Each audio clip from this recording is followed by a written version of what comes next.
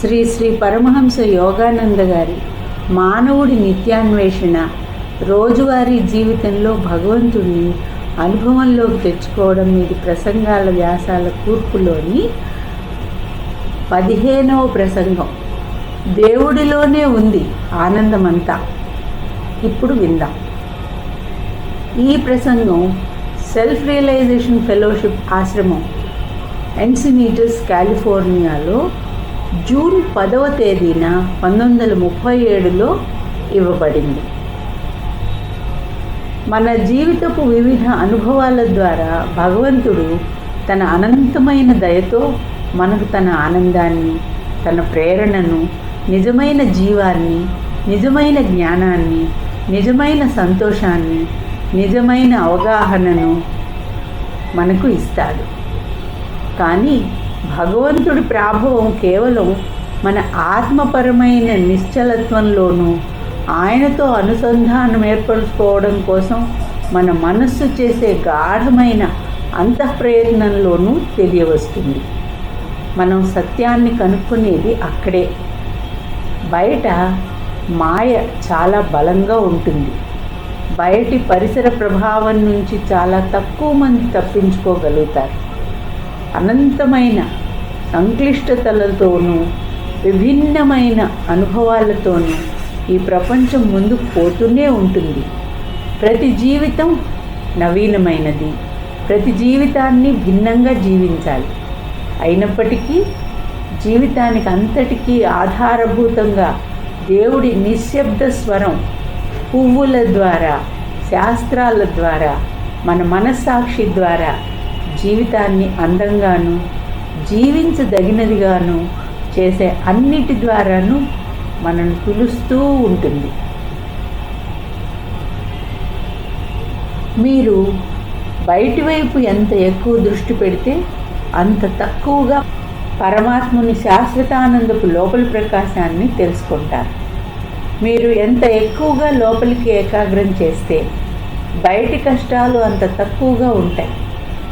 ప్రాపంచిక స్నేహాలు, పరిసరాల చెడ్డ అలవాట్ల ప్రభావం వల్ల చాలామంది ఈ సత్యాన్ని తెలుసుకోలేరు.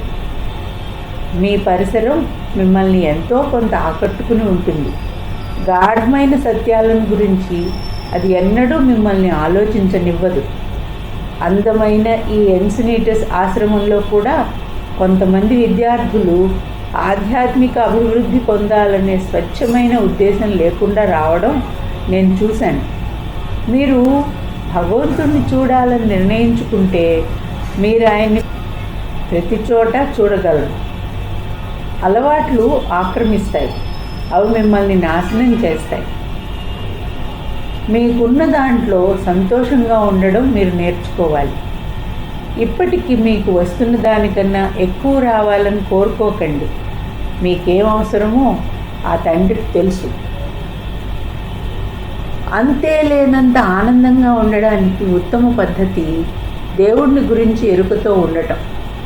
మీ సర్వోత్కృష్టమైన కోరిక దైవ సాక్షాత్కారం అయి ఉండాలి. ఆయనతో ఉండాలనే నిశ్చయబుద్ధి మీ చేతనలో అత్యంత ప్రధానమై ఉండాలి. నేను దేవుడికి అన్నీ ఇచ్చాను. నేను ఇంకా ఇవ్వగలిగినది మరేమీ లేదు. జీవితానికి ఒకే ఒక ప్రయోజనం భగవంతుడిని తెలుసుకోవడమని నేను ఇప్పటికే గ్రహించాను. చాలామంది భగవంతుడిని కనుక్కోవడం జీవితపు ప్రయోజనమా అని సందేహపడతారు. కానీ జీవితపు ప్రయోజనం ఆనందాన్ని కనుక్కోవడం అని అంటే ఆ భావాన్ని అందరూ అంగీకరిస్తారు. నేను చెప్పేది ఏమంటే దేవుడే సుఖం, ఆయనే దివ్యానందం, ఆయనే ప్రేమ. మీ ఆత్మను ఎన్నడూ విడిచిపోని ఆనందం ఆయన. కాబట్టి ఆ ఆనందాన్ని పొందడానికి మీరెందుకు ప్రయత్నించకూడదు? వేరే వారెవరూ దాన్ని మీకు ఇవ్వలేరు. మీకు మీరే నిరంతరంగా దాన్ని పెంపొందించుకోవాలి. ప్రకృతి శక్తులు నిరంతరాయంగా ప్రాపంచిక సుఖాలను మీకు ఇవ్వడానికి ప్రయత్నిస్తున్నాయి. కానీ అలాంటి క్షణికమైన సంతృప్తులు కేవలం దుఃఖంతోనూ బాధాకరంగానూ అంతమవుతాయి. అన్ని సౌకర్యాలు ఉన్న మనిషి, ప్రతిదీ తన దగ్గరున్నట్లుగా కనపడే మనిషి సంతోషంగా లేకపోవచ్చు. ప్రాపంచిక విషయాలతో మీరు ఎక్కువ కాలం సంతృప్తి పొందరు. అవి కేవలం తప్పుడు శాంతిని, తప్పుడు తృప్తిని ఇస్తాయి. అత్యాశాపరమైన కోరికలు మొత్తం ప్రపంచమంతటినీ గందరగోళంలో పడేశాయి. అత్యాశ యుద్ధాన్ని సృష్టిస్తోంది, మరేది దానికి కారణం కాదు. ఈ జీవిత రణరంగంలో తనను తాను జయించిన వాడే అందరికంటే గొప్ప విజేత. డబ్బు, కీర్తి, కోరికలు ఈ ఆదర్శానికి వ్యతిరేకమైనది ఏదైనా మన శాంతికి, సుఖానికి చెరుపు చేసేది. జీవితపు నిజమైన విలువల మీద మాత్రమే మనస్సును ఏకాగ్రం చేయడం నేర్చుకుంటే వాళ్ళు నిజమైన సుఖాన్ని కనుక్కుంటారు. కానీ వాళ్ళు ప్రాపంచికమైన కోరికలలో పడి కొట్టుకుపోతున్నారు. నేను ఎంచుకున్న మార్గం నుంచి ఏ ప్రలోభము నన్ను దారి మళ్లించలేదని నేను కనుగొన్నాను. దేవుడు నాకు ఇచ్చిన శక్తులతో వేలాది మందిని నేను వశీకృతులను చేసుకోగలను. కానీ అలా చేయడం నాకు హాని చేస్తుంది. ఏది ఏమైనా నేను వేలాది మందిని ఆకర్షించాలని కోరుకోవడం లేదు. దేవుడిలో నిలదొక్కున్న నిజమైన భక్తులను చూడాలని నాకు ఆశగా ఉంది. దేవుణ్ణి ప్రేమించిన వాళ్ళు ఇక్కడికి వస్తారు. జీవితాంతం వరకు ఉత్సాహం ఉన్నవాళ్ళు ఆయన్ని కనుక్కుంటారు.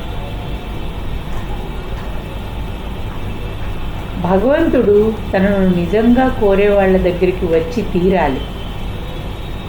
దేవుణ్ణి మోసం చేయడం అసాధ్యం. ఎందుకంటే ఆయన మీ ఆలోచనల వెనకే కూర్చుని ఉన్నాడు. మీరేమి ఆలోచిస్తున్నారో, కోరుతున్నారో ఆయనకు తెలుసు.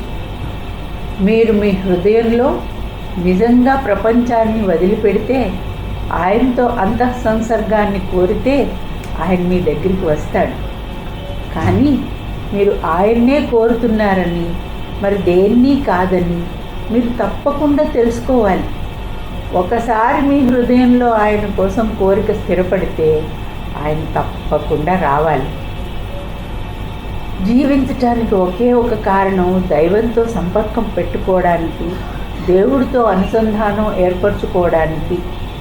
అందుకే యేసు అన్నాడు, పంట నిజంగానే సమృద్ధిగా ఉంది, కానీ కష్టించే వాళ్ళు తక్కువ అని. దీనికి ఫుట్ నోట్లో ఈ విధంగా ఇది ఎక్కడి నుంచి తీశారో చెప్తున్నారు. మత్తయి 9:37 బైబిల్లో నుండి. సత్యాన్ని జీవించిన యేసు మాటలను నమ్మండి. తండ్రి, వాళ్ళు ఏం చేస్తున్నారో వాళ్ళకి తెలియదు కాబట్టి వాళ్ళను క్షమించు. లూకా 23:24 బైబిల్ నుండి. ఆయన అన్నదానికంటే దైవత్వానికి గొప్ప దృష్టాంతం మన ముందు వేరేమైనా ఉందా? ప్రతివాడు తన పక్కనున్న వాడి కంటే ఎక్కువ డబ్బు కావాలనుకుంటాడు. కానీ అది సంపాదించినప్పుడు అతడు తృప్తి పడడు. ఎందుకంటే తనకన్నా మరింత ఎక్కువ ఉన్న వేరొకరు ఎవరో అతడికి కనిపిస్తారు. ప్రజలు తమ కోరికలతో తాము సృష్టించుకున్న దైన్యం అనే పిచ్చాసుపత్రిలో బతుకుతున్నారు. మీకున్న దాంట్లో తృప్తి పడటం నేర్చుకోండి. ఒక సగటు అమెరికా దేశస్థుడికి సగటు యూరోపు, ఇండియా లేదా మరే దేశానికి చెందిన వారి కన్నా ఎక్కువే ఉంది. కానీ అతడు ఇంకా సంతోషంగా లేడు. అతడు మానసిక ఆందోళనలతోనూ కలతలతోనూ రగిలిపోతున్నాడు. దేవుడి మార్గం అన్నింటికన్నా సులువైన మార్గం. జగన్నాథుడి దగ్గరికి వెళ్ళి మనకేది మంచిదో ఆయన్నే అడగడం అత్యుత్తమమైనది. ఆయన ఉన్నాడని, ఆయన మీకోసం ఎదురు చూస్తున్నాడని మీకు తెలిసినప్పుడు మీరు మీ సమయాన్ని అల్పమైన విషయాల మీద ఎందుకు వ్యర్థం చేస్తున్నారు? మీరెప్పుడైనా ఈశ్వరుడు మీతో మాట్లాడతాడా లేదా అనే విషయాన్ని మనఃపూర్వకంగా ప్రయత్నం చేసి చూసారా? ఈశ్వరుడు మనుషులందరితోనూ మాట్లాడుతున్నాడు. మీ దృష్టిని ఆకర్షించడానికి ఆయన అంతకంటే ఏం చేయాలి? కేవలం ఇతరులు చెప్పింది వినో, పుస్తకాలు చదివో సాక్షాత్కారం సిద్ధిస్తుందని ప్రజలు అనుకోవాలని నేను కోరుకోను. వాళ్ళు చదివిన దాన్ని, విన్నదాన్ని వాళ్ళు ఆచరించాలి. ఇంట్లో ఉండి పోచుకోలు కబుర్లు వినడం కంటే మందిరానికి వెళ్ళడం మంచిది. కానీ మందిరంలో కూడా మీరు ఆయన్ని గురించి మీలో అనుభూతి పొందాలి. ఆయన సన్నిధిని సాక్షాత్కరించుకునే శాస్త్రీయ ప్రక్రియలను మీరు తప్పకుండా తెలుసుకోవాలి. మానసికంగా ఉద్రేకపడటం, మేధాపరమైన చాతుర్యం సాక్షాత్కారాన్ని ఇవ్వలేవు. మీరు సంపూర్ణంగా భగవంతుడికి మిమ్మల్ని మీరు సమర్పించుకున్నప్పుడు, మీ సొంత లాభం కోసం ఎన్నడూ ప్రలోభపడకుండా ప్రార్థించినప్పుడు, భగవంతుడే మీ స్ఫూర్తి అని, ఆయనే మీ ఆత్మ అని మీరు ఖచ్చితంగా ఉన్నప్పుడు మీరు స్వతంత్రులవుతారు. ఆలోచించండి, కొన్ని దశాబ్దాల తర్వాత మన ఉనికి ఒక కళ అవుతుంది. నేను ఇక్కడ కూర్చోవడం, మీతో మాట్లాడటం అన్నవి ఆ కళలో భాగం అవుతాయి. మానవజాతి చైతన్యంలో గతకాలపు గొప్ప గురువులందరూ కలలయ్యారు. కానీ ఆ మహాత్ములు సిద్ధి పొందారు. ఏం జరుగుతుందనేది వాళ్ళకి ఎప్పుడూ ఎరుకలో ఉంది. ఈ జీవితం ఎలాంటి కళ అయినప్పటికీ ఇప్పుడు మీరు మీ శరీరాన్ని చూసుకున్నప్పుడు, అది జీవంతో ఎలా తొణికిసలాడుతోందో చూసినప్పుడు మళ్ళీ ఈ కళ నిజమేనని మీరు పూర్తిగా నమ్ముతారు. మీకు తప్పకుండా ఇది ఉండాలి, అది ఉండాలి, అప్పుడు మాత్రమే సంతోషంగా ఉంటానని మీరు అనుకుంటారు. మీ కోరికలు ఎన్ని తీరినప్పటికీ మీరు వాటి ద్వారా సంతోషాన్ని పొందలేరు. ఎంత ఎక్కువ మీకుంటే అంతకంటే ఎక్కువ మీరు కోరతారు. నిరాడంబరంగా జీవించడం నేర్చుకోండి. ఎవరి కోరికలైతే ఎల్లప్పుడూ లోపలికి ప్రవహిస్తాయో వారి మనస్సు పూర్తిగా సంతుష్టితో ఉంటుంది. అటువంటి మనిషి మార్పే లేని సాగరం లాంటివాడు. ఎల్లప్పుడూ నిండుగా లోపలికి ప్రవహించే నీటితో తన శాంతి అనే జలాశయంలో కోరికలనే చిల్లులు పెట్టి శాంతి జలాలను బయటికి పోనిచ్చేవాడు ముని కాడు. దీనికి ఫుట్ నోట్లో ఈ విధంగా ఉంది. భగవద్గీత 11వ అధ్యాయంలో సాధారణ చేతనలో అంతు లేకుండా కదులుతూ ఉండే ఆలోచన భావతరంగాలను నియంత్రించడం ద్వారా ఆధ్యాత్మిక మౌనాన్ని పాటించే సన్యాసే నిజమైన ముని అని. దేవుడిలోనే ఉంది ఆనందమంతా అనే ప్రసంగంలోని మొదటి భాగం ఇక్కడ ఆపుతున్నాం. కనక